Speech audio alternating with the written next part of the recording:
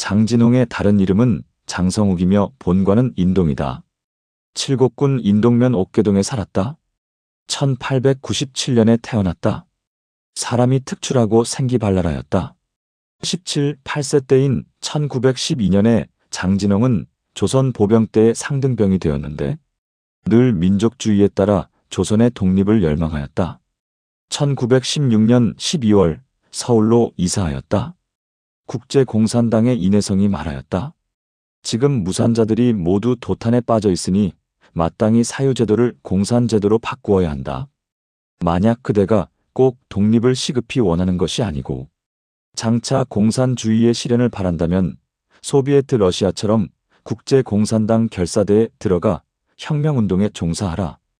이에 장진홍이 광복단에 들어가 공산주의 실현의 뜻을 두었다. 1918년 4월 인해성의 소개로 서쪽 만주로가 광복단, 김정묵과 이국필을 만나 독립에 대한 계획을 확고히 하고 이국필과 함께 러시아 하바로프스크로 가 동포 7여든 명을 모아 군사훈련을 하였다. 다음 해 3월 조선에서 독립만세가 대대적으로 일어나자 귀국하여 전국 각지를 돌아다니며 만세 사실을 모아 책을 만들었다. 7월 인천으로 가 미국 군함 승조원 김상철을 만나 그 책을 주고 말하였다. 지금 사이토 총독이 무단으로 통치하여 포악함이 심하다. 나는 이에 비분하여 사방을 돌아다니며 이 책을 편집하였다. 공은 이 책을 가지고 미국으로 가 구미 각국에 인수해 배포하여 일본이 국제적 지위를 잃게 하기 바란다. 그 후 이 때문에 영천 교동으로 이주하였다. 장진홍은 일찍이 집이 가난하여 돌아다니며 약장수를 하였다.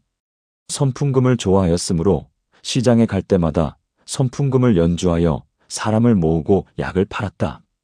또한 재담을 잘하여 사람들이 웃음거리로 여기고 나이 대우를 해주지 않아도 개의치 않았다. 이 당시 경산에 이정기라는 사람이 있었는데 역시 지사였다. 애초에 이정기는 그의 숙부가 북경에서 장장님의 고문 겸 어느 신문사의 주필임을 알았다. 그래서 일찍이 자금을 모아 북경으로 가 출판사를 열고 사상잡지와 경문을 발행하여 민족주의를 고취하려 하였다. 대구에 지사를 두고 비밀리에 군자금을 모아 폭탄을 구입하여 파괴와 암살을 꾀하였다. 1925년 정월에 이정기는 북경에 도착하여 국민당 정의부원 남영우, 대한독립당 군정소 대표 배병현, 의열단원 김창숙을 만났다. 그들이 모두 말하였다. 지금 우리 대한이 독립하려면 자금이 시급하다. 모금은 파괴와 암살 없이 불가능한데 국경 경비가 매우 심하여 자금을 들여오기도 매우 불편하다. 이정기가 말하였다. 그 점은 걱정하지 말라. 우리 숙부가 지금 장장님의 고문이니 신원 증명서만 얻는다면 무사할 수 있다. 남영우, 배병현, 김창숙 세 사람 모두 크게 기뻐하며 이정기에게 권총과 약간의 총탄을 주고 폭탄 제조법도 가르쳐 주었다. 9월 이정기는 대구로 돌아가 이월록, 이원기, 이원유 등과 비밀 결사를 하고 혁명운동을 하였다. 이에 장진홍도 입단하여 비밀리에 활약하며 때가 오기를 기다렸다. 1927년 3월 장진홍은 인해성의 소개로 경산으로 가 호리키리 모사부로를 만났는데 그가 바로 국제공산당 특파원이다. 호리키리 또한 말하였다. 지금 공산주의를 하려면 마땅히 관공서와 은행을 파괴하고 고위 관리와 부호를 암살한 뒤에 사유제를 개혁하여 공산주의를 기약할 수 있다. 남조선 일대에서 그대가 거사를 도모하여 큰 공을 세운다면 우리 공산당에서는 마땅히 그 사실을 영원히 기념할 것이다. 비록 불행이 실패하여도 당에는 가족 구제비가 있으니 가족은 염려하지 않아도 된다. 장진홍이 마침내 허락하였다. 음력 4월 2일 영천에 도착하였다. 그때 호리키리는 만주에서 돌아와 폭탄과 다이너마이트 뇌관 5개, 도화선 4척, 돈 50원을 장진홍에게 주었다.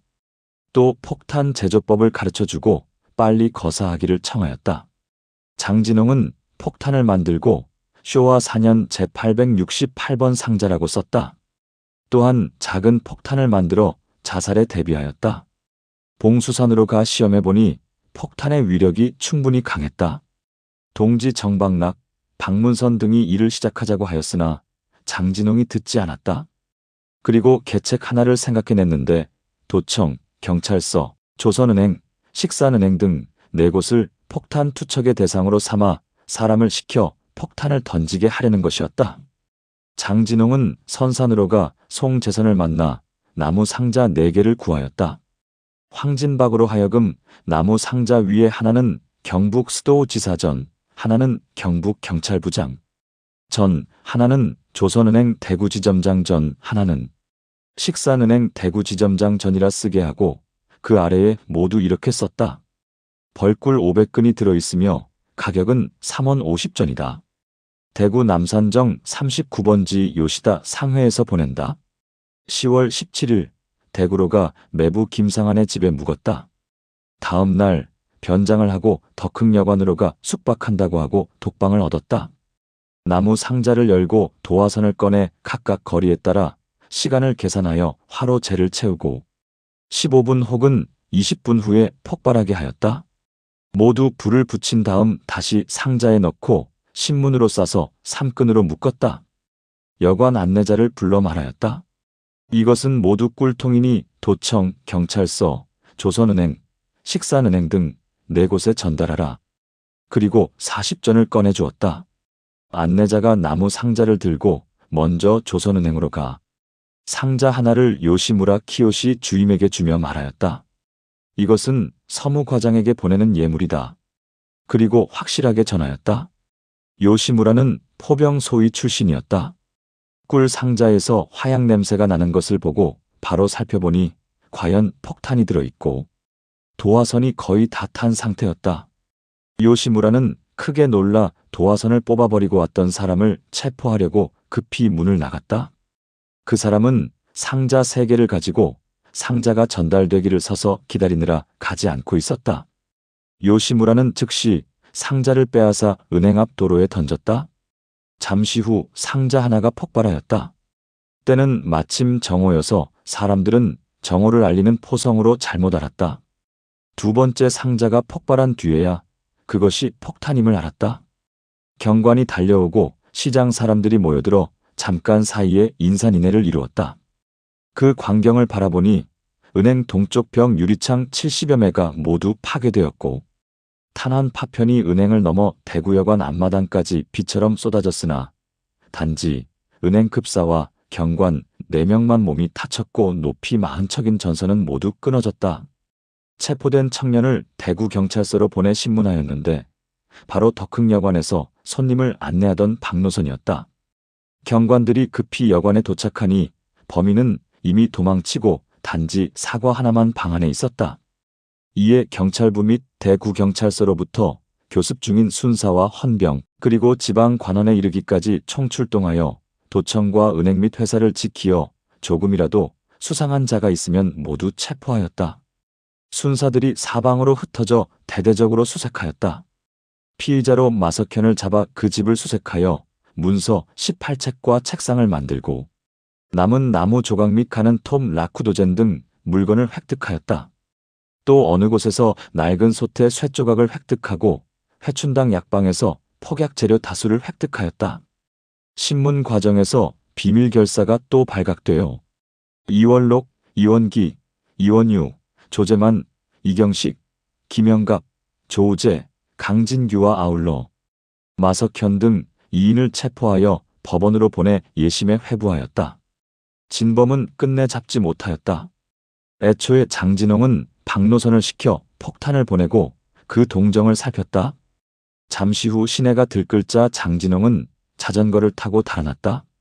중도의 해평 괴곡동 김용암의 가게에 도착하여 황진박, 박관영 등과 함께 술을 마시며 사건의 전말을 알렸다.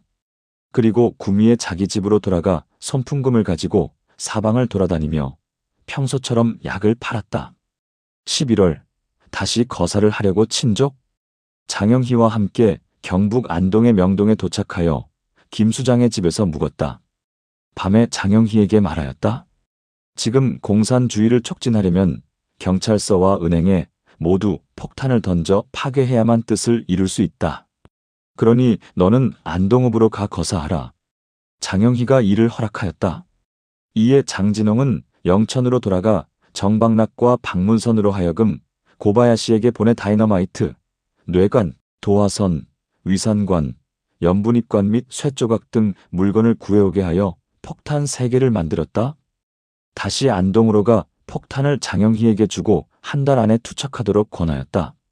12월 5일 가족 2인과 함께 밤을 틈타 도망하였으나 이웃 마을과 경찰서 모두 의심하지 않았다.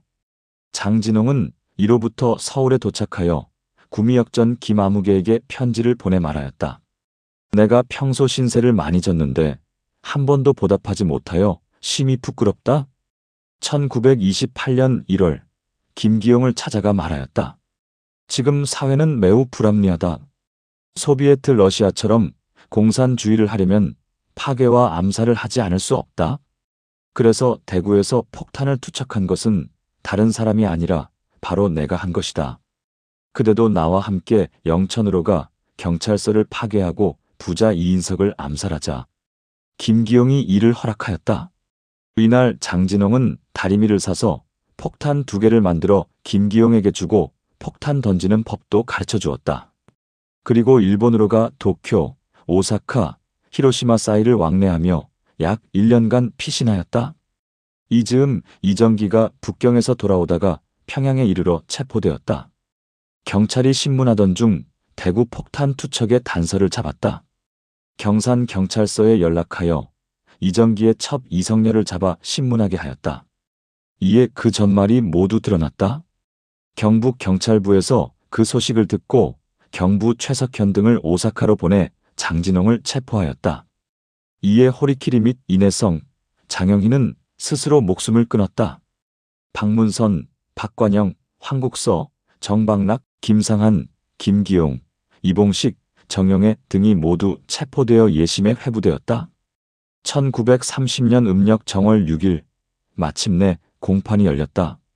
장진홍은 다른 사실은 모두 인정하였으나 파괴의 암살은 부인하였다. 오하라 검사가 구형하였다.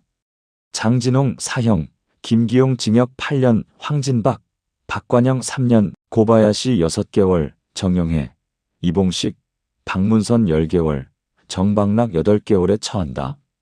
김기용, 이봉식, 박문선은 모두 영천 사람이다.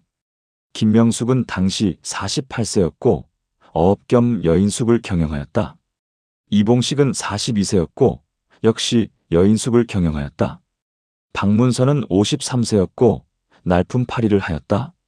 황진박, 박관영은 선산 사람이다. 황진박은 43세였고 일본 효고현으로 가 주방일 및 토공국의 여러 가지 일을 하였다. 박관영은 29세의 농민이었다.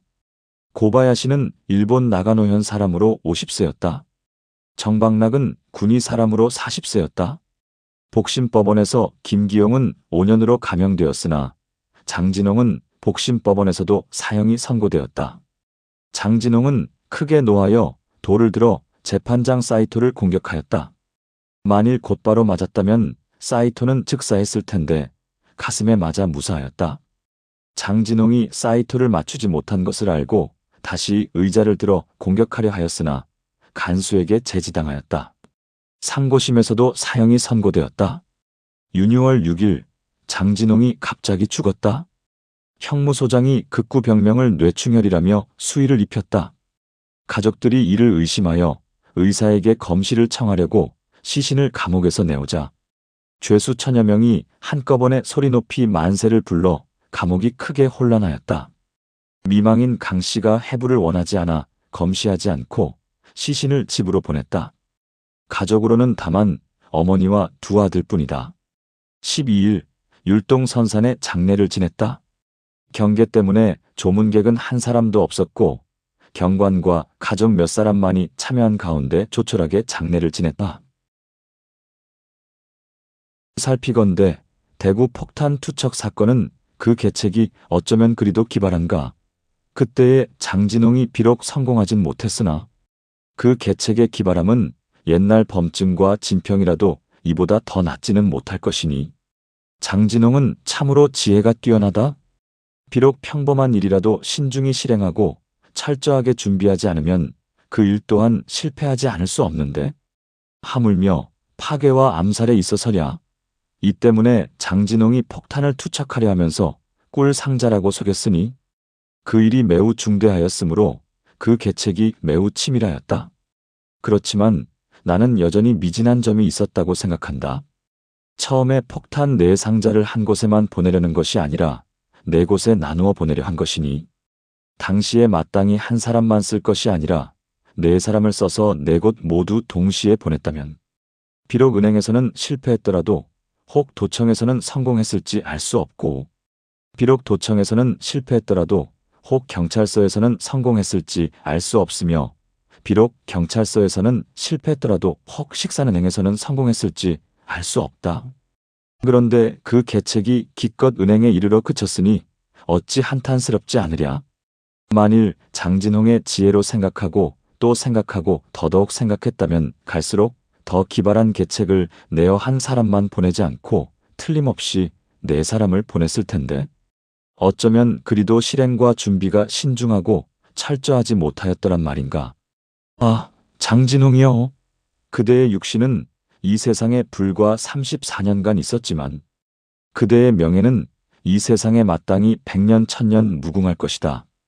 구구한 육신은 잠시 모였다가 흩어지니 말할 가치도 없지만, 만일 하늘이 그에게 시간을 더 주어 한 시대를 자유롭게 활동하며 이를 도모하게 했더라면 범증과 진평의 기발함을 곳곳에서 볼 수 있었을 것인데, 불행이 단명하였으니 어찌 유감스럽지 않으랴. 이 때문에 내가 이 전을 지으면서 일찍이 붓을 던지고 크게 탄식한 것이 한두 번이 아니었다.